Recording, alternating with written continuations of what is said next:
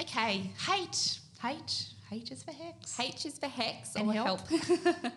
Actually, it was interesting reading about this because we talk about it a lot, and I feel like I spend a lot of time because usually the people who first start talking about HECS help are younger people. They may not be completely aware of what the tax system is and how it works.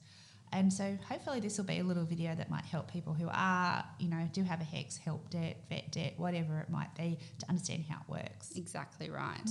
So what is HELP? So HELP is a higher education loan program. That's what it stands for. That's right, isn't it? That is Yeah, right. I just pulled that off the top of my head. I'm glad because I did write it down. I'm just trying to find my piece of paper now. But, there you go. There's lots of different... So HELP is our overriding program. So there's a whole lot of different things that come into HELP. So the one that we probably are most commonly talking about is HECS. I don't know if you know what that is. No, I don't. Joe, you go I for will that tell one. you. So that's Higher Education Contribution Scheme. HECS, just to put a bit of clarity, when I went to uni, I didn't pay anything when I first started. University was completely subsidised by the government. Partway through my degree, they brought in a contribution scheme. So my place was subsidised by the government, but not 100%. So we had to make a contribution to that. That still exists. So most people who do that, and it mainly applies to an undergraduate degree, so you finish your HSC or whatever it is in whatever state you're in, you get a placement at university, you go there, it is subsidised by the government, but you have to make some sort of contribution to it. Now that's HECS, but since that started, there's been all these other different things that have come in and they all come under the umbrella of HELP. And they're all kind of treated the same way from a tax perspective, but there's a whole lot of other schemes in there. So probably the biggest one is fee help, which is for degrees that aren't subsidised. So if I wanted to do my master's or my PhD or something like that, I could get fee help. That's not a subsidised course. Or vet help, which is for vocational education and training. And there have been other schemes along the way as well, including the Student Financial Supplement Scheme, the Student Startup Loan Scheme, the AbStudy Student Startup Loan Scheme, and the Trade Support Loan. So there's a few different things that all come under that HELP umbrella. Yeah, there's quite a few, isn't there? Yeah. And sometimes people don't even realise that they have it. I do recall that trade one. I remember doing a tax return for someone and, he had to pay back his HELP debt and he didn't even realise he'd done it. I think the trade one was where they gave some tradies some money to buy tools or I can't even remember what it was. And so, of course, they took it up and then all of a sudden they're in that bracket where they have to start repaying it and they didn't even realise they had it. Yeah, that's right. So should we talk about how people actually repay this? Definitely. So maybe we'll start with when you start a job and you fill out the tax file number declaration, there is a box in there saying whether do you have a HECS or HELP debt or whatever it might be. If you do, you need to tick that yes box. Yes. And what happens if you don't? If you don't, you do not pay enough tax from your wages, and therefore when you do your tax return, you may end up with a tax bill, depending on your income and other things, but yes. And here's where the confusion lies. So when people are getting money taken out of their work, like of their weekly pay or fortnightly pay, and it looks like they're repaying their HECS debt, they're not actually, or HELP debt, they're not actually repaying it at that time, are they? No, they're not. All they're doing is paying a bit more tax so that when they lodge their tax return, which is at that point that the repayment is calculated, there will hopefully be enough tax being withheld at that point in time. Exactly right. So we lodge our tax returns. I'll go through some of the figures of where you hit the HELP and repayment bit. But if you earn depending on how much you earn, there'll be a certain percentage of your income that you have to then send to the tax office. Now, you don't do it. It all happens automatically, but it will start to repay your debt.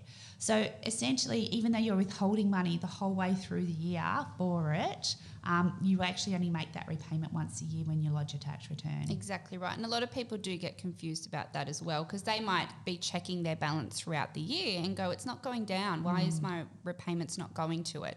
You need to lodge your tax return first. Right, exactly. So the threshold where we start paying it, Do you know what that is? Yes, I do. So I've got it for the 2023 income I year. think you can go back and see, but it probably doesn't make any difference if you've already lodged your tax return. So. No, that's right. So I've got the repayment income threshold is if you are below $47,014, your repayment rate is nil. Actually, for this current financial year, it's a little bit higher because it does get indexed. You're talking about last year, and I'm talking about this year. Oh, good. 48,361 is where it starts. So it's like it does get indexed every year. But 48,000, if you just go over that, you start to repay at 1%. Now it's 1% of your total income. So if you hit that 48,000 mark, you're going to be paying back around, $400 and something bucks, $480, I guess. That's right. Yeah. Where it gets to the highest rate for this current financial year that we're in, it is 141,848, and if you hit that level, you're paying back 10% of your income. Yeah. So you're probably looking at paying back about $14,000 if you're at that rate. So or more. Obviously, if you're on 250,000, that's going to be 25 grand.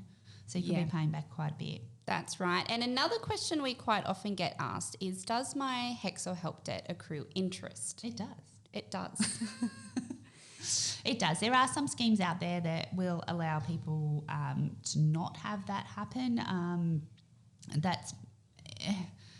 It's really specific. Like at the moment, I think there's one for if you're a teacher and you go and work in a remote or regional area, your HECS debt won't accrue interest. It will allow you to repay it a little quicker.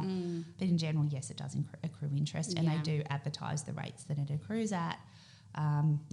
Yeah, that's right. And just a little fun fact, I didn't know this until a few months ago, that if someone passes away and they have a HECS or help debt, that debt gets completely wiped. It's the only debt that does not need to be repaid. That's good. That gets passed on for repayment from the estate or the family members or whatnot. Oh, that's good because I did think I knew that, but I know they have talked about bringing it in. So, but yeah.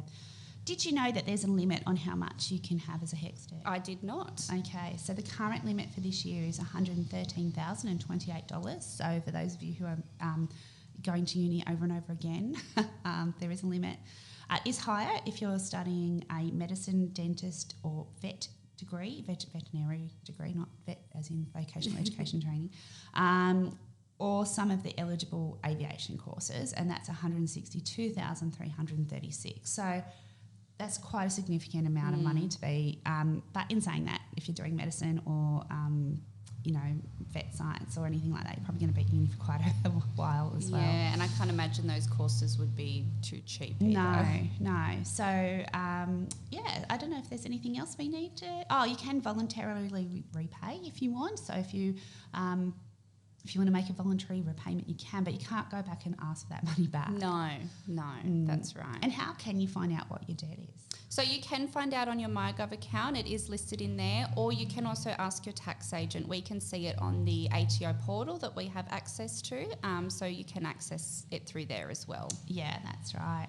So I think the most important thing to remember if you do have a HECS debt, as soon as you start working, make sure you tick that box correctly, because that's where we find people get really stressed about, if you have suddenly earned in your first year back, $100,000 and you have to pay, $6,000 or $7,000 worth of HECS or help back, and then you haven't had that withheld, you're going to probably be quite stressed. Yeah, that's right. You don't want to receive that tax bill when you do your tax return. Whereas if it's coming out every week when you're getting the tax taken out, it's not going to feel so bad.